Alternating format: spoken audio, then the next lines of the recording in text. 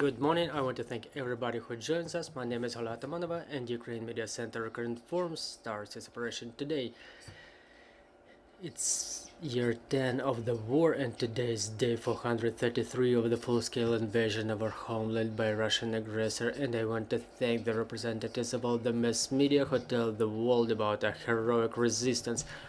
A brief schedule of events prepared by a team for today is as follows. At 12 o'clock we will be talking about strengthening security measures in Odessa, and joining us online will be Sergei Brachuk, head of the Public Council under the Odessa Regional Military Administration. And at 2 o'clock p.m. we will be talking about the rocket attack on Uman and the consequences of this tragedy. Joining us online will be Igor Taburets, the military governor of Cherkasy region. And right now we will be talking about the defense of the sky. Joining us online is Yuri Ignat, spokesperson of the Air Force Command of the Armed Forces of Ukraine. Good morning, Mr. Yuri. Good morning. Mr. Yuri, we see that unfortunately rocket attacks are back. The Russian terrorists continue to incessantly bombard us. So talking about the latest bombardment, what is the dynamics? Have they changed their strategy? What do they use to attack us, and from which directions?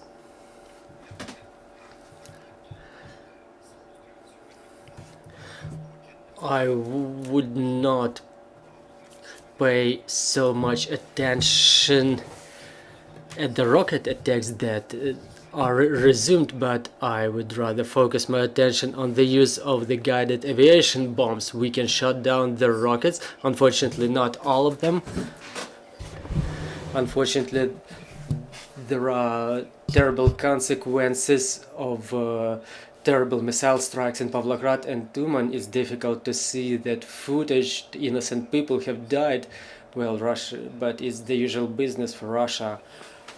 At the same time, 15 missiles were shot down by the air defense out of 18, and now the enemy has resumed their attacks according to the tasks they set for themselves. Their tasks are clear. They try to destroy what they need to destroy the most, the Western material. They want to damage the equipment and weapons which are being provided by our partners for our offensive. And obviously their priority will always be the facilities of critical infrastructure, the fuel bases, because the life of all the country and the troops depend on it.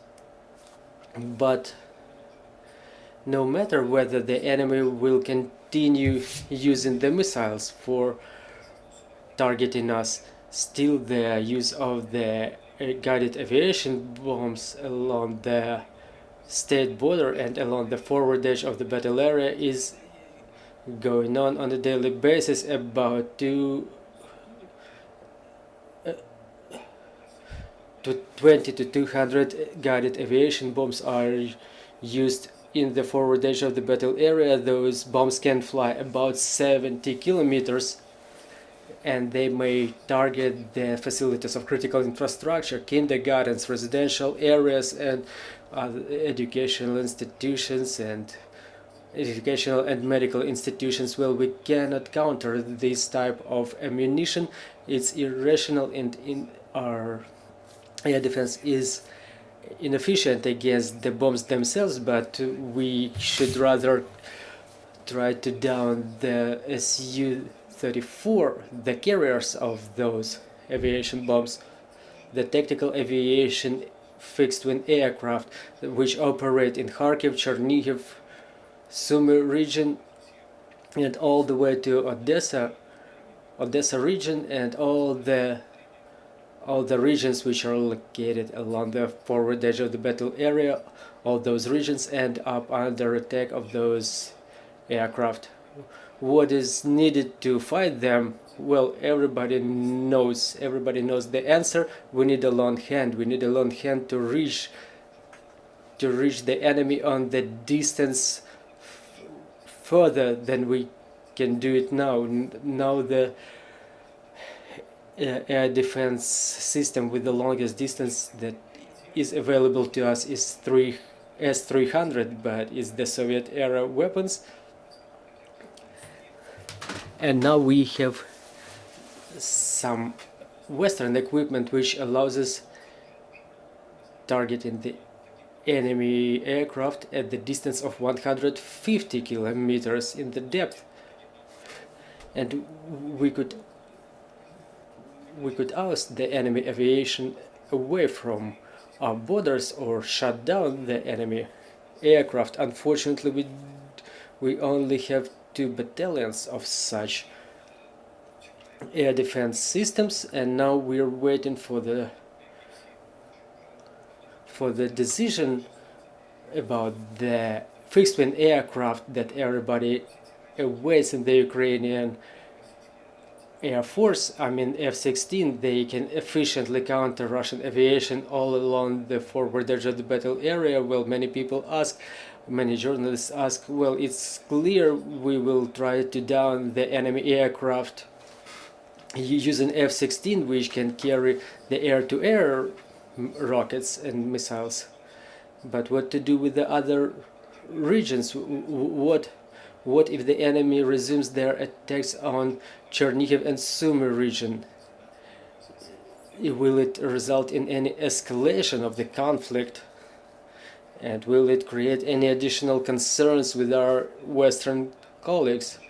Well, the counter-argument is still the same. We have to protect our people. We have to do everything we can to stop this terrorism from any direction, and the decision will be taken by the top-level military command how to act in this or that situation. But what I want to say is that our aircraft, well, should we have F-16 on duty in the north of the airspace of our country, that would reduce the desire of the enemy aviation to approach our borders and to use those guided bombs.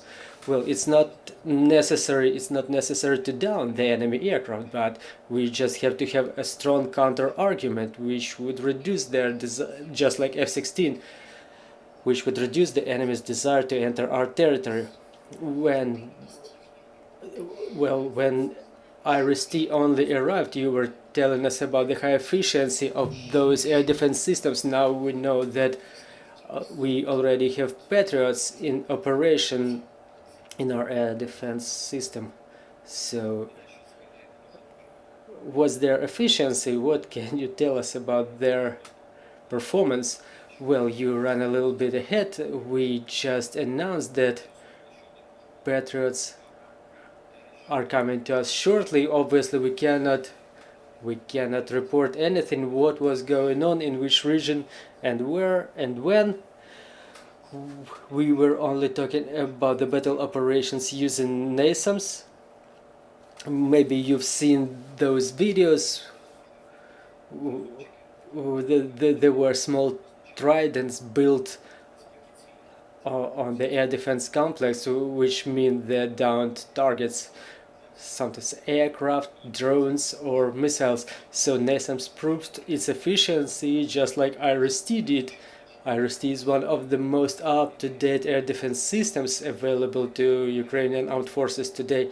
This modification of air defense system was manufactured for Ukraine specifically by Germany, and you know, yet another air defense system of this type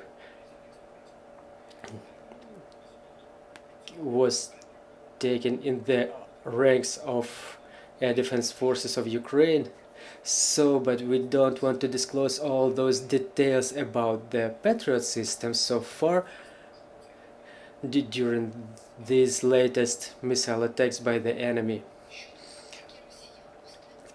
So as to the tactics of the Russians, we see lately that the attacks are happening somewhere in the morning, 3, 4, 5 o'clock in the morning. Is it the terror strategy in view that the civilians are still sleeping, or do they have any other reasons to use this strategy?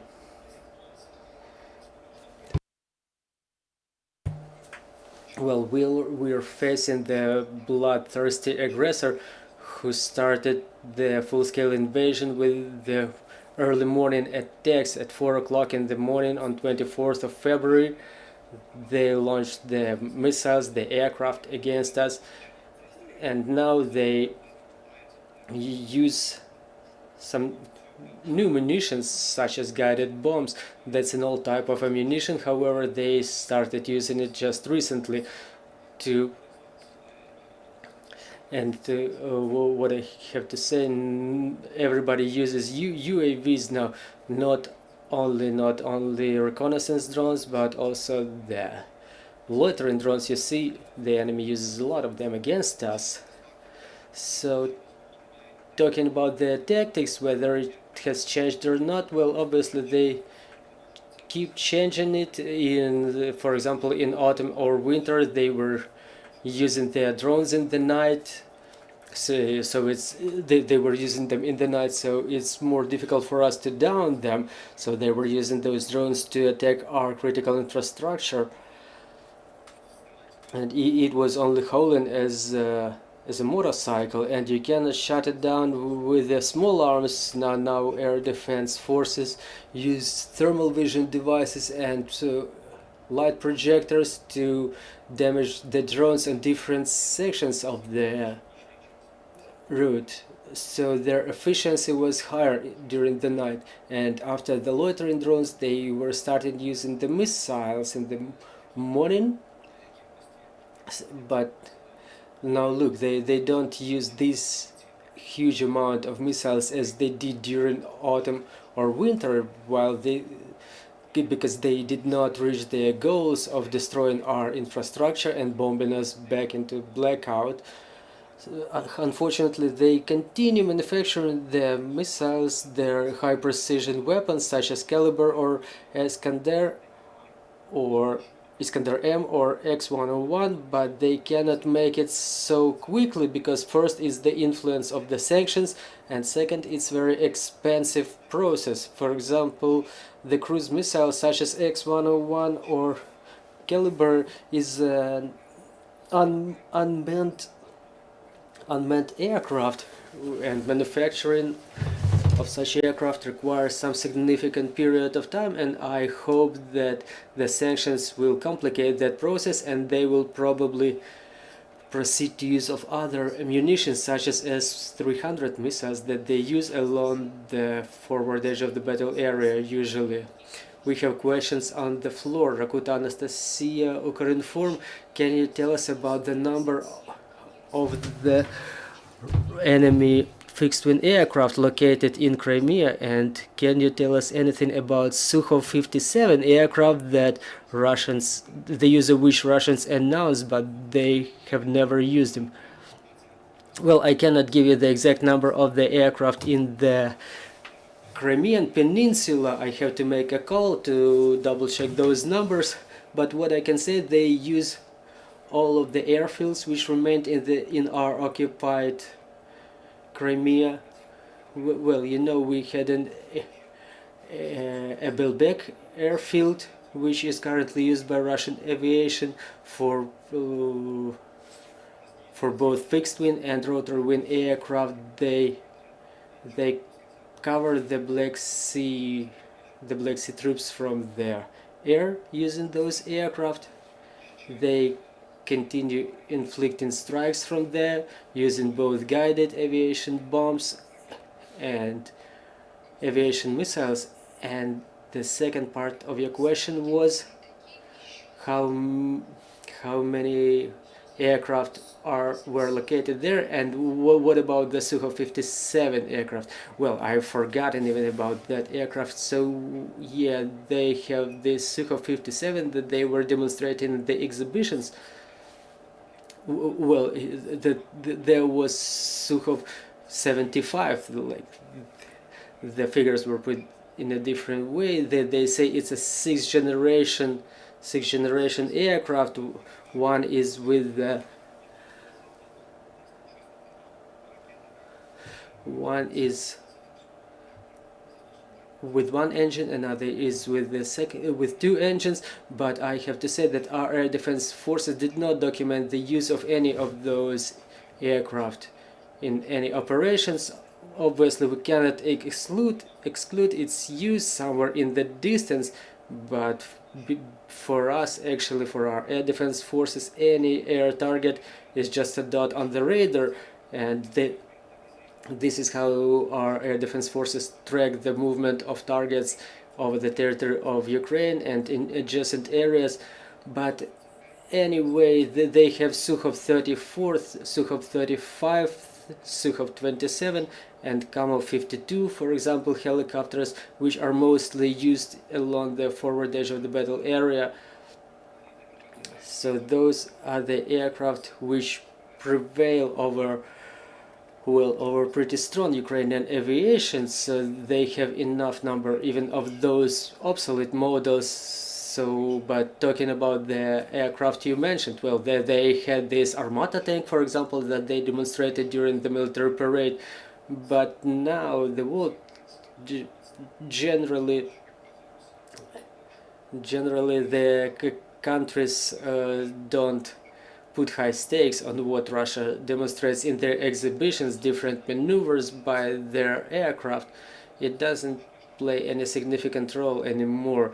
Well, United States of America is the leading manufacturer of jets like F-35, F-22. They didn't put a high stake on the maneuverability of any aircraft. It's about who will be the first to destroy an enemy aircraft. If you can do it from a distance with proper reconnaissance, proper command, using satellite communication and so on. So this is who wins. Mr. Yuri, do we have any news about the training of Ukrainian pilots? Well, the training of our pilots is going on in Ukraine, but what kind of training is it? Our pilots are being trained in English, and they're being trained on improvement of their skills in the sky, and usually it happens in battle conditions when our pilots have not only to use their skills but also to use new types of munitions, such as non-guided rockets or GDAM bombs that were provided to us by the partners, such as HARM missiles. But so training in the air is what's going on for the time being, but our pilots are ready to set off for training for the new type of aircraft, while the type of which will be still decided. Why I'm putting it like this, because the decision is not taken. If we will all understand that it would probably be F-16, but if or when such a decision is taken, our pilots will immediately set off for that country to train on the new aircraft. Well, actually, many countries already proposed the platforms for training of our pilots, but what's going on for the time being is training in foreign language, improvement of different skills. Well, and it's not only about the pilots but also the command officers and maintenance teams, and we also have homework to be done by us. I'm talking about preparation of the infrastructure, which would be better fit for accepting the Western types of aircraft, the shelters for the material, the new communication systems, and so on.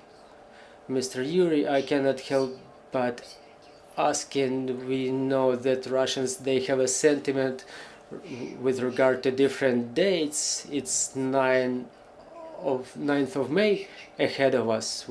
It may be become a dangerous date for us. What should we do about this? Should we prepare for that?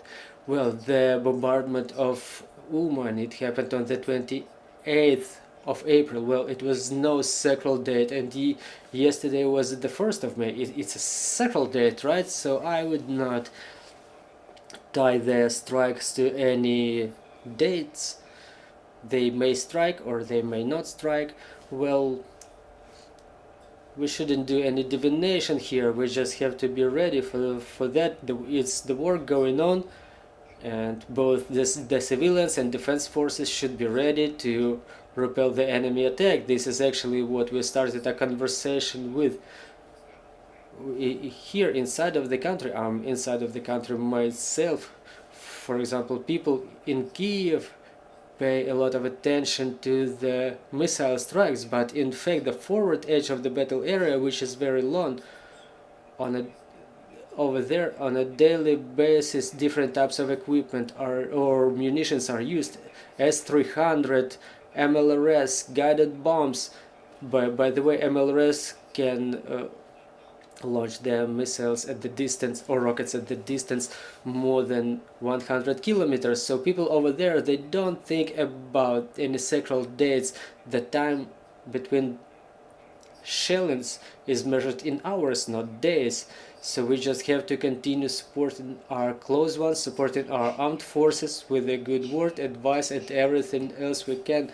Thank you for joining our broadcast, and dear spectators, we urge you not to neglect their air raid alert signals. I'm reminding you, joining us was Yuri Ignat, the spokesperson of the Air Defense Forces, of the Armed Forces of Ukraine. And in just a couple of minutes, joining us will be Serhiy Brachuk, the head of the Public Council at the Military Administration of Odessa region. So bear with us, trust in our armed forces, and glory to Ukraine.